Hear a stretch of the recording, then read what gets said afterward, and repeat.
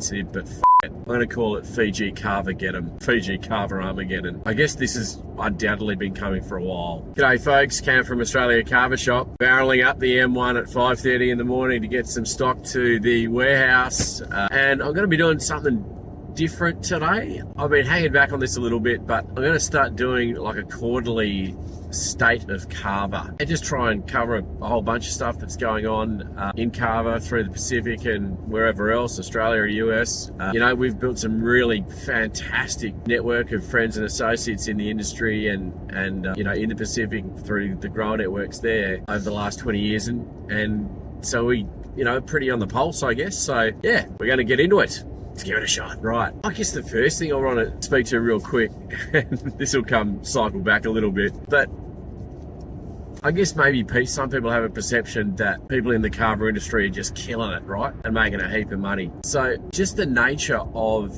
how the Kava industry works, and I'll post a link somewhere to a video we've done on that in the past. From a pure business perspective, if you're an entrepreneur, businessman type looking at the numbers, there's no way you'd get the Kava industry, right? The margins are just terrible. You know, the people that get into it with that idea that they're gonna, you know, just be flying around in private jets and brand new Lexuses and all that nonsense, they just don't last, right?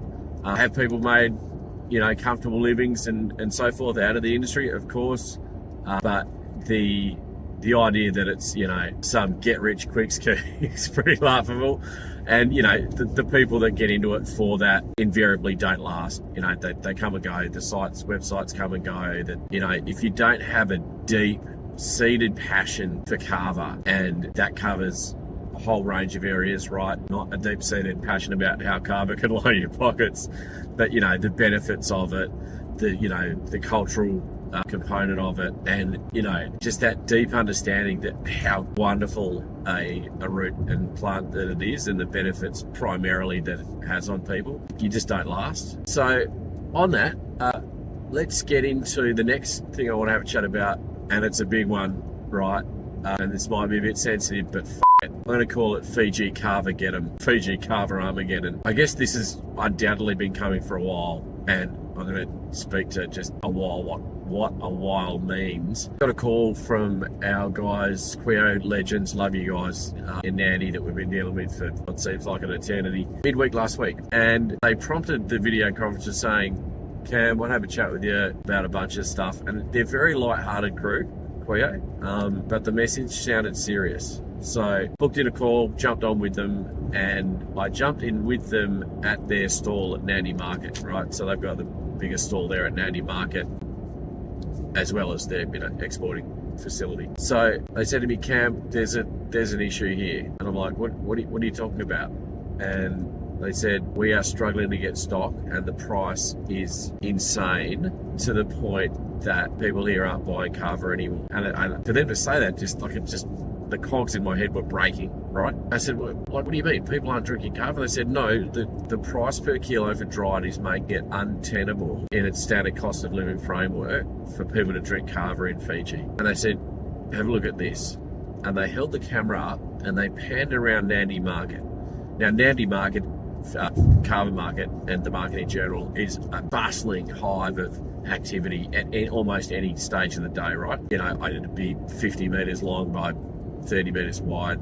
It's a hub, right? It was dead quiet. There was probably 80% of the Kava stalls there covered in blue tarpaulins, closed, not open, not trading, and it was shocking, right?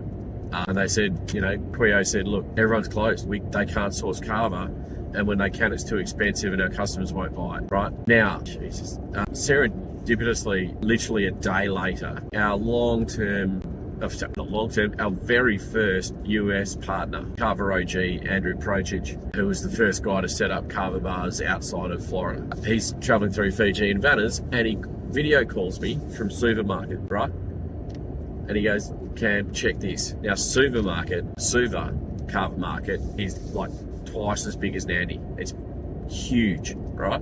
And it's where all the big wigs, you know, the big swinging dicks in the industry operate out of. Same thing, right? What was for sale was like just low grade, what they call casa, just rubbish, right? And again, like 70 to 80% of the stores closed. Now, back to the conversation with Kuyo, I'm shocked here, right? And in the back of my head, I'm just thinking the ramifications. How did this get there?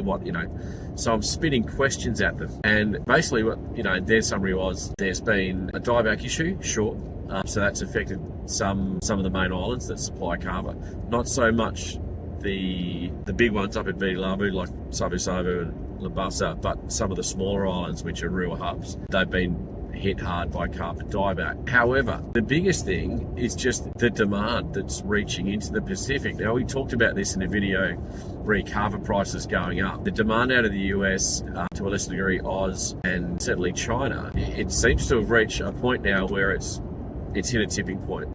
Now, this is devastating for all the people's livelihoods in Fiji that are based out of kava, and that's a lot of people, right? So I guess to understand how it got to this stage, you need to understand that kava's not like a normal crop, right? So, normal traditional crops grown on large plantations, normally large landholding positions.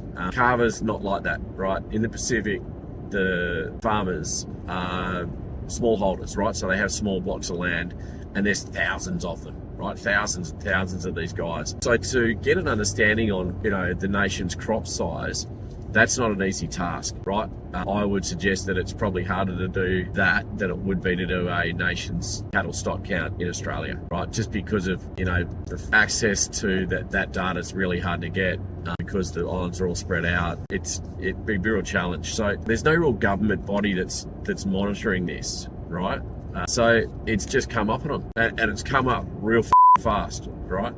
Now, look, there's a group of guys in America, Jeff, Matty, Tyler, a few others that saw this coming a long time ago, right? And that's why they've done their operation in Florida by setting up some Hawaiian cultivars there and starting to grow there, because as the demand in the US just it's reached a tipping point, right? As in what stock is available and the demand out of the US, and the demand's broken it now. So those guys saw this happening, obviously modeled it out many years ago, and understanding that, if they want to continue doing what they're doing, they've got to grow kava domestically. I'm not going to get into the who's and whys on that. That's, I'm not going to argue either which way for that. But yeah, in hindsight now, well, not hindsight, good forward thinking, right? Unfortunately, it leaves Fiji in a real bind. We're going to, I guess, find out what's going to come out of there and what solutions the government might come up with to help in that. So yeah, Fiji Kava Kava Armageddon, whatever you want to call it. It's on. It's happening right now, right? So don't hold your breath for any kick-up noble Fiji Kava for, any foreseeable future, I believe, from what we've seen. Sorry if that put the wind up people. I'm sorry if that upset people. I'm just laying out what we're seeing on the ground here. So on a positive spin, right, PNG Kava, okay. Now, we were fortunate enough to get an introduction to the main guys up there. There's a fair few of them, but the main operator up there has been in it for a long time now and is operating at a reasonably high proficiency. We had a tour of their facility via video the other day, whilst not at the levels of Premium Vanuatu guys, which we'll get into in a sec. They're certainly on the trajectory. But most importantly, we got some of their stuff tested. We've got a range of lateral roots, 70-30 lateral whacker and 100% whacker tested of 2 cultivars over there. Noble variety, so not premium noble, so lower in cavane, but really high in others. And the Flavor Cavanes were borderline, fell within the noble carbon threshold. So what's been happening with PNG? So PNG, during this upcoming drought of kava in Fiji, the last year and a half, couple of years, the main Fiji guys have been importing kava from PNG into Fiji and then processing it and blending it with Fiji stuff and then selling it as Fiji stuff, both domestically and at export. So, I'm not suggesting that guys like Kava Pros, legends, Dave, hope you're going well, bud, not suggesting that they're doing that, but the big commercial operators, they got no choice because, it's been a hard slog getting stock and certainly reached an absolute crucial point now, but they've been having to just fill the gap with PNG Kava. Now, I'm not suggesting that's a bad thing. You got to do as you go. I think it's a little bit suspect not disclosing that it's a blended product from 2 different countries of origin. But yeah, okay, they figured out a way to do it. The positive spin is that though, PNG Kava from our initial COAs that we got back, it's pretty good. Certainly great if you're into the sedative, heavy sort of style Kava. Now, what else has been going on? Oh, wow. Okay, so let's pivot to Vanuatu. The leaders in this industry, Fawny, John's dedicated his life. We talked about it right at the start. If you're in this to make a heap of cash, you're in the wrong industry, right?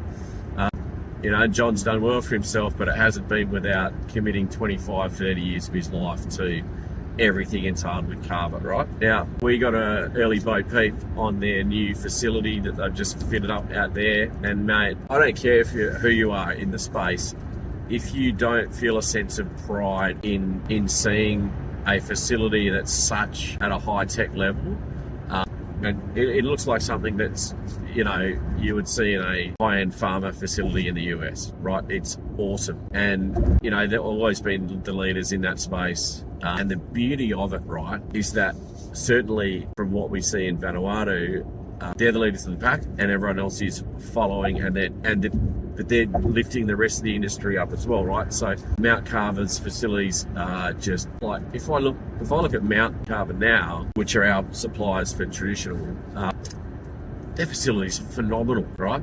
Sure, they're not at the 40 level yet, but they're like from back in the day when we first started, like 20 odd years ago, it would have been futuristic / surreal to see operations like that back then. So good on them. I really think Fiji needs to, when they do get back on their feet, need to look at what's going on there and understand that there's a level now for production in the islands that needs to be close to. And if you're not there, that's a discussion that's bounced around, because I know Fawny put out a quality standards protocol a while back. I'm not going to buy into and discuss that.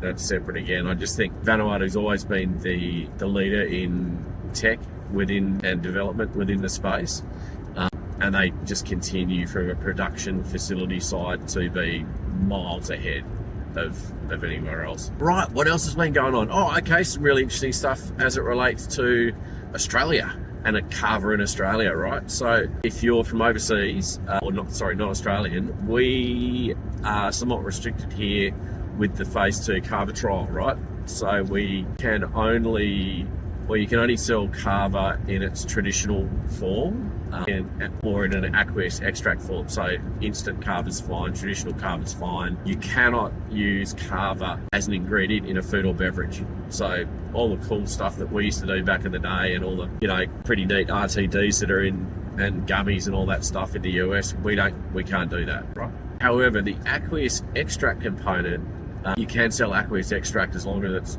still in water. And there's a product that is being sold at one of the large chain supermarkets here, which is really exciting, right? I'm not going to get into too much details on it, but I guess watch this space. What else? Australia side, really great to see. There's a few more Kava bars starting to pop up. There's a Fijian one in Southport, guys. I know you've got the mobile food van somewhere around. Would love to get over to this Kava bar and check it out and do a video there. So if you're watching this, please hit us up. We're not scary. We love talking about Kava and we love drinking it. We've got, what else? Oh, one down in Wollongong that's looking like it's starting to take shape. There is the guys at Fremantle Markets in Perth that have set up a little, I guess, Kava store more than a Kava bar, but they do sell Kava that you can drink there. Really, really interesting. Perth being my old stomping ground growing up there. Stoked that you can get your hands on some Kava in Freo. So yeah, if you're in Fremantle, go check them out. I'll get their name, I'll post it down in the description somewhere. All right, that's enough of me banging on. That's the state of Kava as of February 2026. Have a ripper day.